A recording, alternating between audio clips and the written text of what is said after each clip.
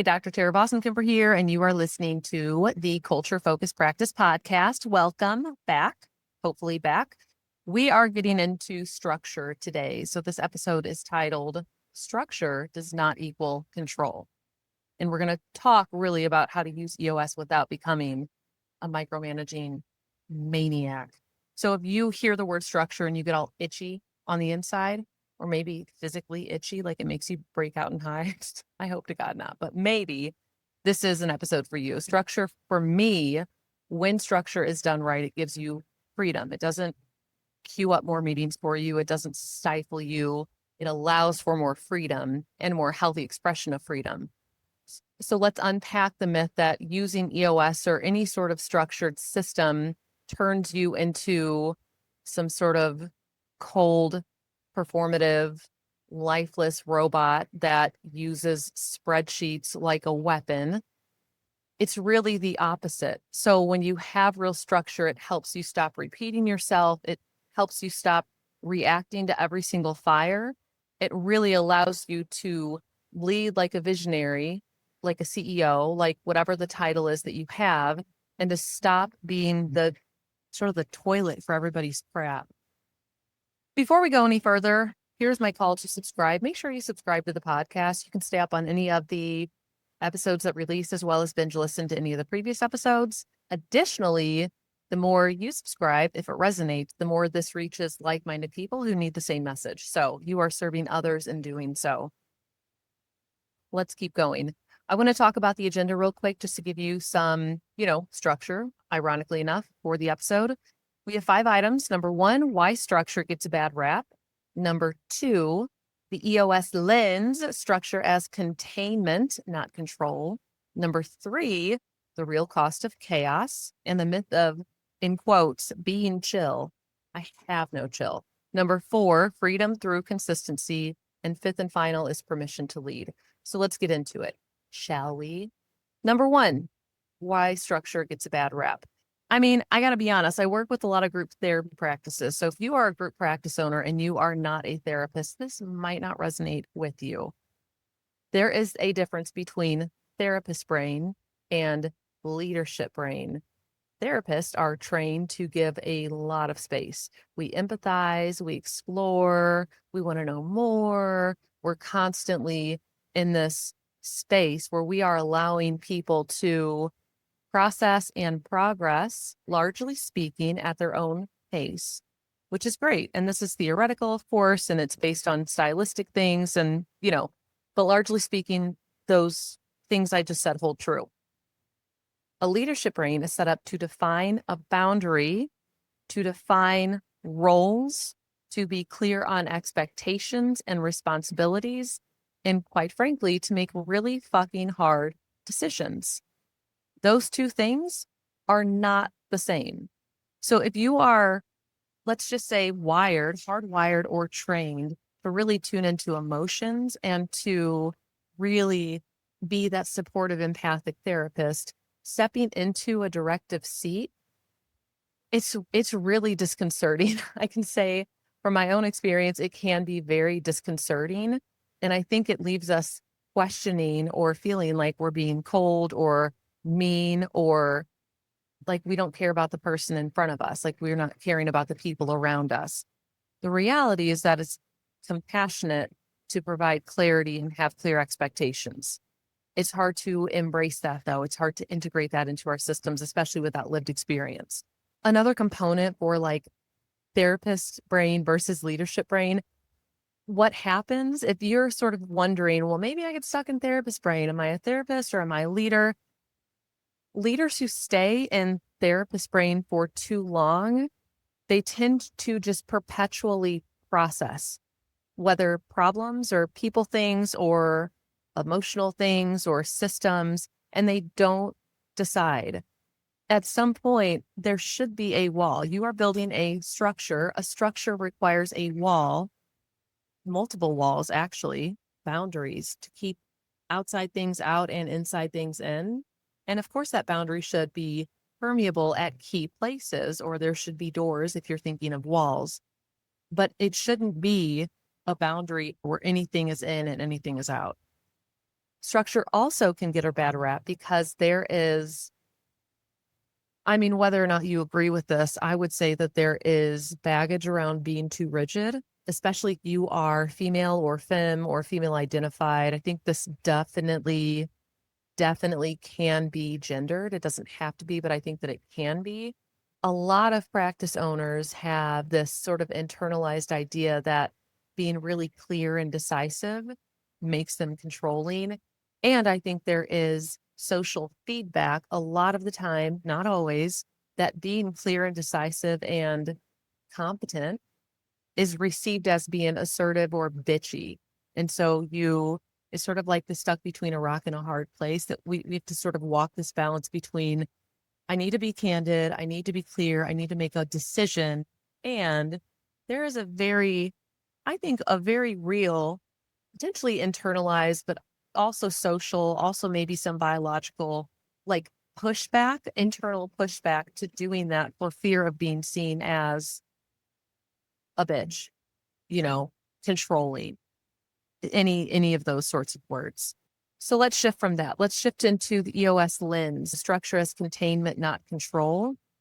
And I think this is a nice little segue. Whenever we are providing containers for our team, I would say that leadership responsibility, one of the core purposes is to be a container for the system or for the structure. So what that means is that we get to reduce overwhelm by having this container in place. We get to prevent the tendency for people to sort of go outside their scope. We're holding systems in place for a reason. We're also giving people a stable rhythm and a stable structure to move within.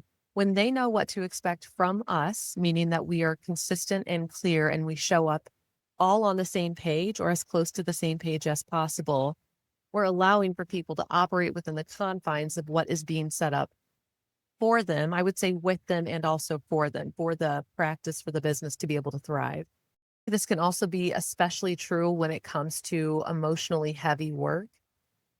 What I won't say is that every employee at my practice is happy with every decision I make. That would be incredible, but it's just not realistic. What I can say is that there's a high level of trust they have in me and in leadership to make decisions with the cleanest intentions for the practice. And they know that we consider them. It's important to us, even though we're making hard decisions, even though we're holding bounds, even though we are serving as a container, they are always at the forefront of our minds, always. And so I think that they know this and they trust this, and then they feel safe. They feel some sort of protection. Whether or not they agree with everything we do is kind of a different conversation, and what I would not say you should really spend a lot of time on, but instead be thinking about what's the impact of us being a containment system, of leadership being a containment system. And it's that we're providing stability, safety, psychological safety, really emotional safety for folks to be able to show up and do what is expected of them, all of which is clear. So this isn't about control. It's about, again, containment and structure as containment. Second component to this is really about how EOS builds in clarity and autonomy. In case you don't know, EOS is the Entrepreneurial Operating System developed by Gino Wickman. So the beauty about something like EOS is that it's literally, by nature of it existing and integrating it in healthy and accurate ways, you are creating clarity and autonomy, both simultaneously. EOS is not about micromanaging. It's about setting up really clear and shared expectations. It's about people knowing what's expected of them, about where they're going, about how we engage with each other, about how decisions are made, about where problems go to get resolved. And all of that also means that they get the freedom to decide how they work within the confines of the system. And honestly, I would say they get the freedom to decide if they want to be a part of it at all. And so by being very clear about who we are, how we engage, what we're doing, we're also giving people the autonomy to decide if they want to be with us. I'm not going to force anybody to do this. If they want to be here, fucking awesome. I want them here too. If they don't want to be here, fucking awesome. I want them to be happy where they are and to find meaning in the work that they're doing and to trust the system that they're a part of. Okay, agenda item number 3, the real cost of chaos and the myth of being chill. Again, I think I said I have no chill. I don't think I have a chill. Maybe I do. I don't think that I do. There's two little sub items here. One is that a lack of process equals burnout, not empowerment. The less clear you are on your processes, the more burned out people get. Number one, every decision is whatever it wants to be. If somebody comes to me on any given day, if person A came to me on a Monday and I was hungry, person B came to me on a Tuesday and I was real sleep deprived, person C came to me on a Wednesday and I was rested and fed, my answers are going to differ from day to day. I know that there's at least one study that they did on judges and court rulings and how there were harsher sentences the hour leading up to lunch and how they were much more lenient after. We are affected by things that we don't always pay attention to, that we're not always aware of. We're inconsistent in how we show up. That's okay. There's nothing wrong with that. The impact, however, is that if we're not consistent in a process or how we're talking about a process, our people are going to be fucking tired. They're going to get burned out. They're going to be frustrated. Well, I thought you told me this. Well, why is that person doing it this way? And this person told me this, and I don't really understand. That leads to burnout. They start to not trust us. It's erosion of trust and safety. It's also just who wants to do the mental gymnastics of figuring out what to do every time they have a question. The second piece to burnout is not just for your team, it's for you.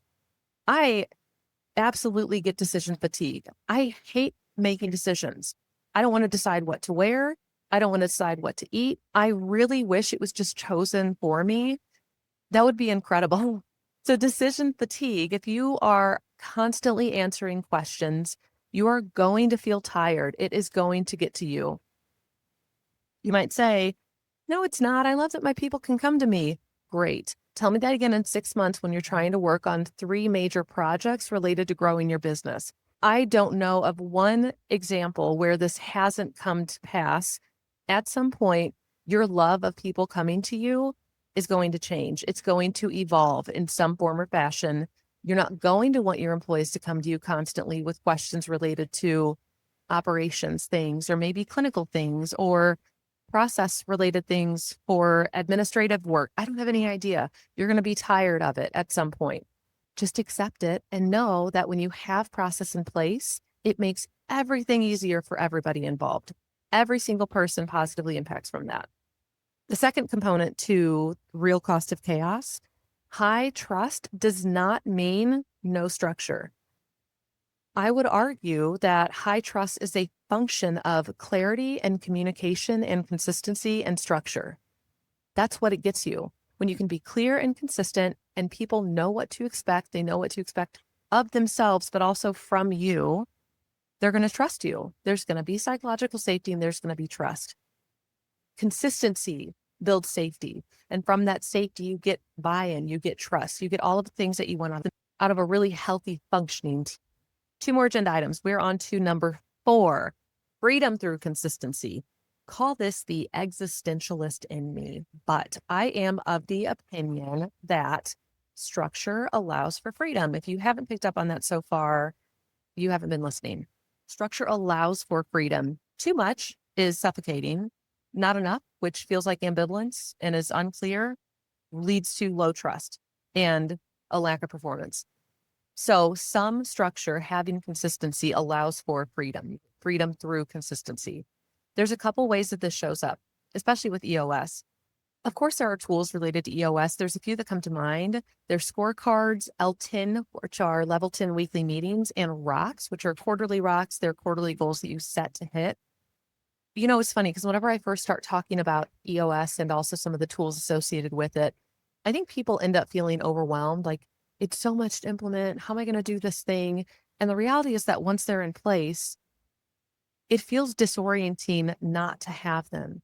It feels really unmooring when you don't have a sense for, oh, fuck, what's my rock for the quarter? Or what do the numbers tell me this week? Or we didn't meet for L10. We didn't get to check in on this item or this to-do list or these issues. It's unsettling not to have these tools in place. So I think of these, of course they are tools, but what they really are is sort of like the inherent meaning in them is alignment and same pageness and consistency and proactive problem solving. It's being able to course correct before anything spirals out. It's having your finger on the pulse of what's happening in a way that doesn't feel micromanaging and that isn't overwhelming. It's contained. And because of those things, we then have freedom. The second piece to freedom through consistency is that structured accountability increases psychological safety. I said this already, but it's worth saying again. Whenever people know something like a feedback, when and how feedback is going to happen, the not only cadence and rhythm, but also the ways in which it takes place, they don't feel worried about a surprise correction or a surprise criticism. They feel comfortable, like, oh, okay, cool. I know my numbers on a weekly basis. I get this report from my DCO, my clinical director, or my higher up, or I'm able to log in and see all my metrics. Man, I'm low here. Okay, I need to approach them to talk about it first, or they're probably going to send me an email checking in about this number. It's all out there. There's nothing hidden. It's all right there. And because of that, because of the structured accountability, they feel better. It's not fun to be in trouble, quote, in trouble, but it's nice to know what to expect. Okay, last agenda item, permission to lead. So again, we're talking about structure not equaling control. These are not the same things. There's two components to permission to lead. One is you need to stop apologizing because you want things to run well, period. I don't know if you're apologizing. If you are, you need to stop. If you're not apologizing, great. If you never felt the need to, that's even better. Systems are not intended to be stifling. They are supportive structures that allow us to know what to expect. They protect our people, they serve our clients, and they allow everybody to exist without being burned the fuck out. That's what they do. Second piece, and I could keep going, but I feel like I've covered this already and I'm just bringing it home for you. Second piece for permission to lead is that you can be values driven and operationally sound. I would say that you have to do both, that you can't do one over the other. You can be culture focused, but you can't be culture focused without structure. You can be structured, but you can't really be structured without culture because it just feels cold and sort of lifeless. You don't need to choose between both. I would argue that you should embed values in every system that you create. So if you're going to create a process, maybe run it through your values. It's a simple way. If you're creating a process, you might assess as you're going, what's the intention behind this? Is this in alignment with our values? Who does this serve? Does this help our practitioners feel good about what they're doing, or does it stifle them excessively?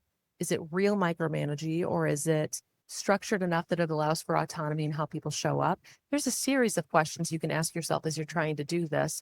And when you start to get in the habit of questioning as you're building, why you're building certain things, every single thing that is a result of that is a values-informed process, product, structure, system, flow. All of it is values-informed, which from my perspective immediately strengthens the culture of the entire system because now you're also grounded. People come to you and ask questions about, well, why this and why this? You have very clear answers, which feeds into psychological safety and trust and clarity and communication and all of those things. So that's all I got for you, man. That's all I have. If you are really ready to build more structure, if you really want to build more structure and you want freedom from that structure, join the EOS Mastermind.